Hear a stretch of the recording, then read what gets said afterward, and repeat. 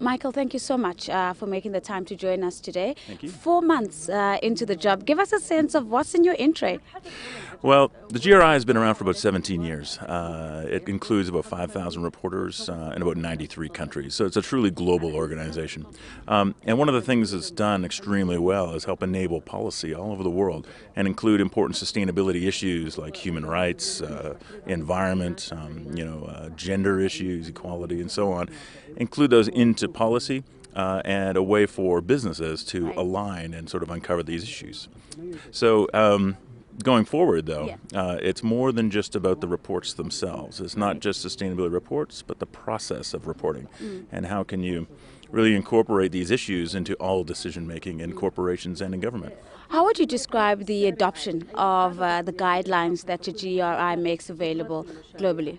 Yeah, well, I mean, the adoption has been stellar, over the past few decades. So currently of the Global 250, the largest corporations in the world, 93% of them are doing sustainability reporting, and almost all of those are GRI reports. It is a truly ubiquitous standard throughout the world. So adoption has been great, but of course, you have the question of now what, right? Now that we're collecting all this information, now that organizations are talking about this information, now what do you do with that, and how do you show impact on the world?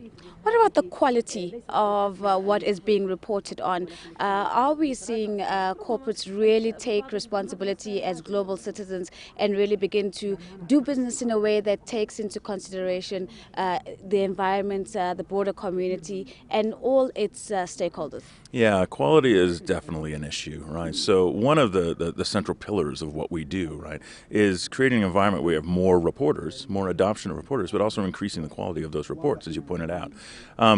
Now, most of the reporters that we have, I mean, greenwashing isn't nearly as big of a problem as it used to be. We have very few reporters that use our standard to basically greenwash, right?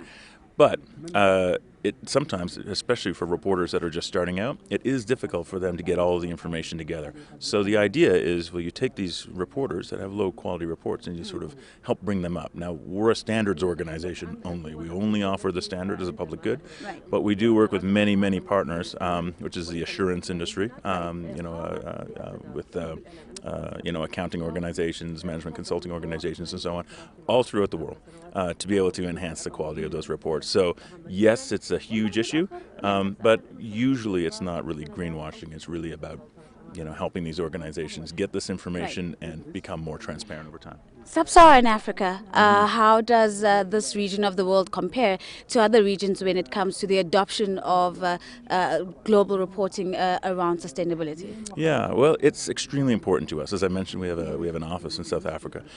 Emerging markets for us are extremely important for a couple of reasons, right? Reporting is not just about large organizations, doing big, thick sustainability reports, right? Reporting is a way for organizations to align with large-scale international movements, right? The Sustainable Development Goals, definitely a big issue for us. We're launching several initiatives here at Davos about that. So in one way, it's a way for organizations to think about and align themselves with larger trends. But there's also a foreign development approach here as well. So a lot of the foreign development that goes into emerging markets is based on standards. Standards to ensure that the money going into these areas is promoting sustainable development.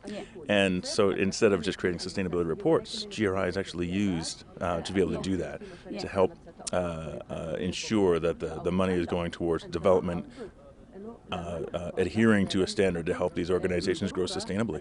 And what are the biggest resistance points that you've had to contend with as an organization to really push adoption to its full maximum? I would say probably confusion in the marketplace among all the standards, right? Because what we're seeing is, I mean, the GRI was the only standard for a very long time. Now we've helped launch new standards, right? So we've helped launch new ways of thinking about your business, like integrated reporting, which is extremely important in South Africa, as you may know. So we help our organizations not only by starting new organizations to help talk about integrated reporting, but we also have working groups on integrated reporting and help companies kind of understand how to start down that journey. Now, we're living in a world where there are more and more very narrowly focused and specific standards in the world. So for companies, it seems like, oh wow, I'm getting reporting fatigue. Everybody's asking me for reports. Yeah. Whereas that's not really the case, but that's the perception. Yeah. So we have a real communications issue, I think, in the nonprofit sector around standards to see if there's some harmonization that we can communicate.